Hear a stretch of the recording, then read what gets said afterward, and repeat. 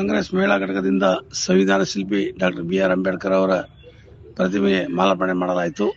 ಪಕ್ಷದ ರಾಜ್ಯ ಮಹಿಳಾ ಘಟಕದ ಪ್ರಧಾನ ಕಾರ್ಯದರ್ಶಿಗಳಾದ ಶ್ರೀಮತಿ ಶಶಿಕಲಾ ಭೀಮರಾಯ್ ಅವರು ಮಾಲಾರ್ಪಣೆ ಮಾಡಿ ನಮಿಸಿ ಮಾತನಾಡಿದ ಅವರು, ಶೋಷಿತ ಪರ ಧ್ವನಿ ಮೊಳಗಿಸಿದ ಅಂಬೇಡ್ಕರ್ ಅವರು ಈ ಶತಮಾನ ಕಂಡ ಮಹಾನ್ ನಾಯಕ ಎಂದು ಕೊಂಡಾಡಿದರು.